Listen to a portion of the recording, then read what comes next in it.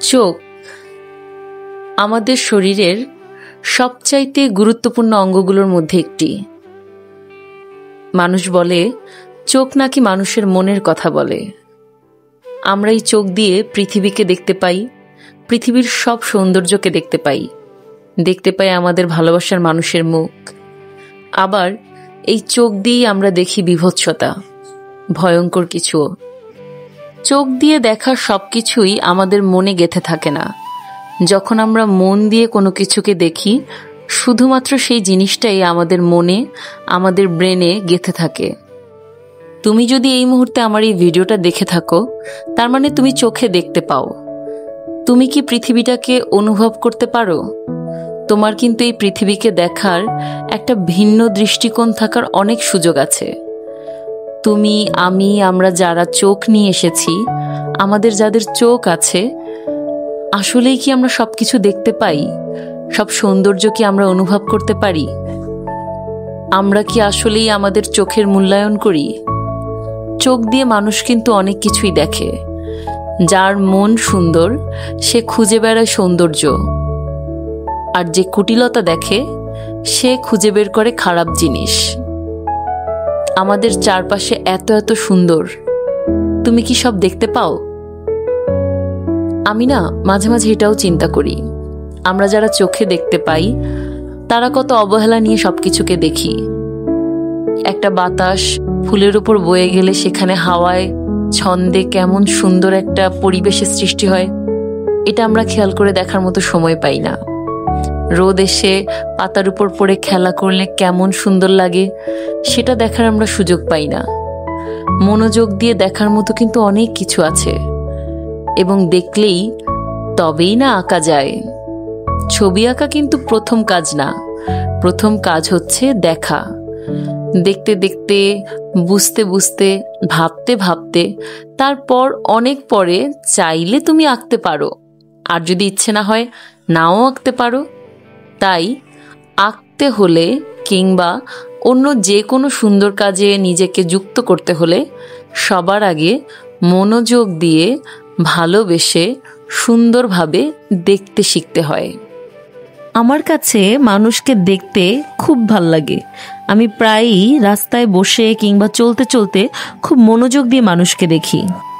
তোমাদের সাথে আজকে একটা মজার স্মৃতি শেয়ার করি। আমি আর আমার বেস্ট ফ্রেন্ড, আমরা স্কুলে থাকতে প্ল্যান করেছিলাম যে কোনো একদিন আমরা বাসা থেকে অনেক দূরে বেড়াতে যাব।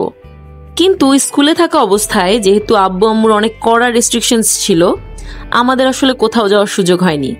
এবং অনেক বছর পর, মানে আমার ইউনিভার্সিটির পড়ালেখা শেষেরও অনেক দিন পর, আমরা দুইজন ফাইনালি খুব সুন্দর একটা সময় কাটালাম সিলেটে।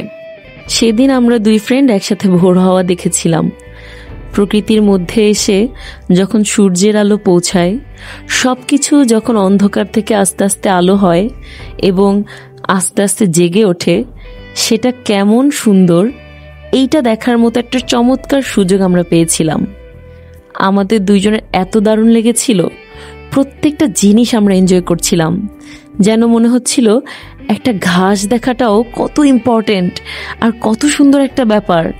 গাছের পাতা, সবুজ, ফুলের রং, আমার মনে হচ্ছিল যেন পাতার ফাঁক দিয়ে আসা এই সূর্যের আলো, এর মতো স্বর্গীয় ব্যাপারই আর হয় না।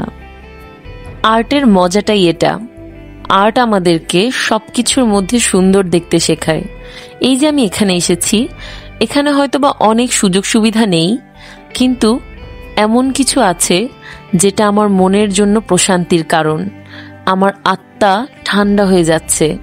এই যে প্রজাপতির রং, আমি এটা কয়েক ঘন্টা বসে দেখতে পারবো এবং চোখে অনুভব করে ভাবতে পারবো।